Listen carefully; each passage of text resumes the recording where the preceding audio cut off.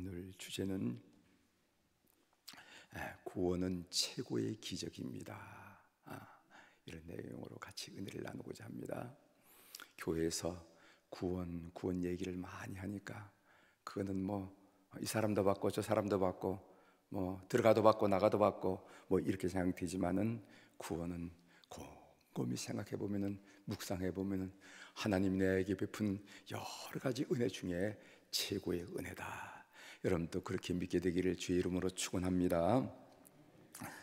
국민일보 계좌실 안에 칼럼에 돌에 대한 이야기가 나오는데 그중 한 부분을 여러분들에게 소개해드리면서 말씀을 시작합니다.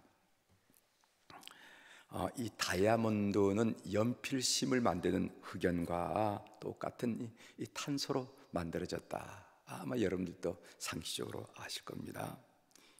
이 흑연은 그 탄소의 구조가 판 구조로 되어 있다는 거, 판 구조로. 그런데 다이아몬드는 입체적으로 그 구조가 되어 있다, 이렇게 얘기합니다. 다이아몬드는 이 흑연이 고압과 고온을 견뎌서 만들어낸 결정체가 바로 다이아몬드예요. 제가 오늘 이 말씀을 여러분들에게 나누는 것은 뭐냐면은 흑연 같은 우리 존재, 평범한 돌 같은 우리 존재가 다이아몬드처럼 빛나는 수 있는 방법은 뭘까? 그것은 바로 뜨거운 성령의 체험이라고 저는 믿습니다. 흑연이 고압, 고온에 의해서 다이아몬드라는 빛나는 보석이 되는 것처럼 똑같은 성도들이고 똑같은 평범한 존재들이지만 성령의 뜨거운 역사가 우리 속에 일어날 때 하나님 우리를 보석처럼 쓰신다 하는 것을 꼭 믿는 여러분들이 되시길 바랍니다. 어제가 성령 강림 주일로 이제 이번 몇 주간은 성령 강림 주간입니다. 그래서 여기 재단 보도 빨간색으로 하고 목사님이 입는 스톨도 빨간색으로 하는 것은 성령 강림을 의미하는데, 여러분들 특별히 성령 충만함을 갈망하는 우리 교우들이 꼭 되시기를 주의 이름으로 축원합니다. 오늘 우리가 읽은 본문에도 돌 이야기가 나와요. 돌 이야기. 오늘 본문 신명기 27장은 신명기의 핵심 법전인 신명기 12장에부터 26장을 끝내고 이제 모압 언약, 이 모압 언약이 신명기 27장부터 29장 나오는데 모압 언약에 시작되는 부분이 오늘 우리가 읽은 부분이 되겠습니다.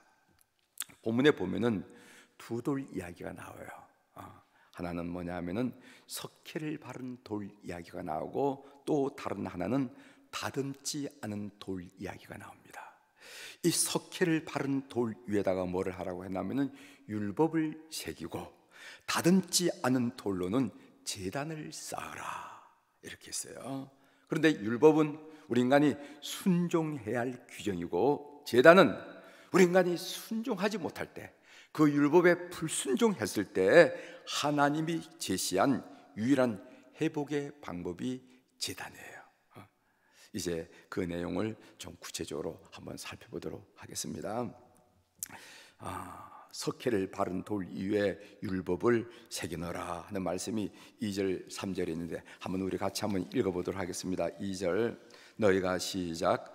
너희가 요단을 건너 내 하나님 여호와께서 내게 주신 땅에 들어가는 날에 큰 돌들을 세우고 석회를 바르라. 3절 넘어갑니다. 요단을 건넌 후에 이 율법의 모든 말씀을 그 위에 기록하라. 그리하면은 내 하나님 여호와께서 내게 주신 땅 곧 젖과 꿀이 흐르는 땅에 내가 들어가기를 내 조상들의 하나님 여호와께서 내게 말씀하는 대로 하리라. 이스라엘 백성들은요, 석회를 바른 돌 위에 쓰여진 새겨진 이 말씀에 순종하면서 하나님의 백성으로 살아갈 수가 있었을 것입니다. 여러분들이 신앙 경험을 통해서 경험하셨겠지만은 우리는 말씀을 통해서 하나님은 어떤 분이신지 알아요. 우리는 말씀을 통해서 우리를 향하신 하나님의 뜻이 무엇인지 우리가 알 수가 있습니다. 우린 말씀을 통해서 우리가 정말 죄인이라 하는 우리 자신의 죄인됨을 말씀을 통해서 알 수가 있습니다. 우리는 말씀을 통해서 멸망의 구렁텅이에서 구원받을 수 있는 방법도 우리가 알게 됩니다. 우리는 말씀을 통해서 하나님의 음성을 들을 수가 있고, 우리는 말씀을 통해서 상한 심령이 위로받고 격려받고 힘을 얻을 수 있다는 것을 우리가 알게 됩니다. 여러분, 하나님의 말씀을 늘 읽고 묵상하는 교우들이 되기를 주의 이름으로 축원합니다. 옛날에 우리 어머니들, 우리 어른들은 늘 성경을 가까이 하고 살았어요. 그 여름철에 농번기에 얼마나 힘이 듭니까? 그래도 주무시기 전에 항상 성경 읽고, 한 절 읽으시는지 두 절 읽는지 모르지만 늘 성경 읽고 주무시고 일어나면 이렇게 했어요. 근데 요즘에는 볼거리가 너무도 많습니다. TV, 드라마 봐야죠. 이것저것 보다 보니까 케이블 TV 보고 정규 방송 보고 이러다 보니까 이걸 살 수 없어요. 여러분, 가장 기본되는 것이 하나님 말씀 읽고 묵상하는 것이라 하는 것을 꼭 기억하시길 바랍니다. 이 말씀에 우리가 힘을 얻고, 이 말씀을 통해서 용기를 얻고, 이 말씀을 통해서 구원의 도리를 깨닫고, 이 말씀을 통해서 우리가 믿는 하나님이 어떤 분인지 안다 이 말이죠. 또 여기 보면은, 그런데 여기에 다듬지 않은 돌 이야기가 나옵니다. 이 다듬지 않은 돌로 제단을 쌓아라 하는 말씀이 있어요. 우리가 율법의 규정을 어기고 하나님 앞에 죄인으로 전락할 가능성이 많이 있습니다. 그때 우리에게 제단이 필요해요. 다듬지 않은 돌로 만든 제단에서 번제와 화목제를 드리라 하는 말씀이 있는데, 우리 한번 읽어보겠습니다. 6절 7절입니다 6절, 너는 시작. 너는 다듬지 않은 돌로 내 하나님 여호와의 제단을 쌓고 그 위에 내 하나님 여호와께 번제를 드릴 것이며, 7절, 또 화목제를 드리고 거기에서 먹으며 내 하나님 여호와 앞에서 즐거워하라. 그렇게 나왔습니다. 여러분, 번제라는 것은 기본적으로 죄 사함을 받기 위한 제사예요. 하나도 남김없이 다 태워드리는 거. 화목제라는 건 무엇인가? 죄를 대속받은 후 회복된 하나님과의 관계를 기리고 즐거워하는 제사가 바로 화목제라는 것입니다. 죄와 관계된 것이죠. 율법은 하나님은 거룩하시고 정의로우셔서 악을 관용하시거나 악과 동거하시거나 악을 인정할 수 없음을 드러내는 것이 율법이에요. 그렇죠? 반면 제단은 무엇인가? 하나님은 사랑하시고 신실하셔서 그의 백성을 멸망하도록 그대로 버려둘 수 없음을 드러내는 것이 제단입니다. 그래서 사실 율법과 제단 사이에는 긴장이 있고 딜레마의 딜레마. 율법을 강조하다 보면은 하나님의 공의는 드러나는데 하나님의 사랑이 약화돼. 제단을 강조하다 보면 하나님의 사랑은 강조되는데 이 사랑이 하나님의 공의를 약화시켜. 그래서 이 율법과 제단은 사실 엄밀한 의미에서 긴장을 유발하고 그리고 딜레마를 만들어냅니다. 조금 더 설명을 드리면, 하나님은 그의 공의 때문에 그의 백성을 포기할 것인가? 이게 율법의 문제점이라는 거예요. 하나님의 공의를 지키기 위해서 그 살아가는 백성들을 포기해야 되는가 말이죠. 죽도록 내버려 둬야 되는가? 반면 하나님은 그의 사랑 때문에 그의 백성들의 죄악을 눈감아 주셔야 되는가? 이건 제단의 문제점이죠. 이런 딜레마, 이런 갈등, 이런 긴장이 사실 제단과 율법사에 존재하는 것을 보게 됩니다. 그런데 이 갈등, 이 긴장, 이 딜레마가 어디서부터 비로소 온전히 해결되는가 하면은 예수 그리스도의 십자가에서 해결되는 것을 믿는 여러분들이 되시길 바랍니다. 그래서 고린도후서 5장 21절에 보면은 하나님이 죄를 알지도 못하신 이를 우리를 대신하여 죄로 삼으신 것은 우리로 하여금 그 안에서 하나님의 의가 되게 하려 하심이라. 그래서 예수님의 십자가 죽음 위에서 하나님의 공의가 실현되고 하나님의 사랑이 실현되고 조화롭게 성취되는 것을 우리가 보게 된다 이 말이죠. 놀라운 일이 아니겠습니까? 놀라운.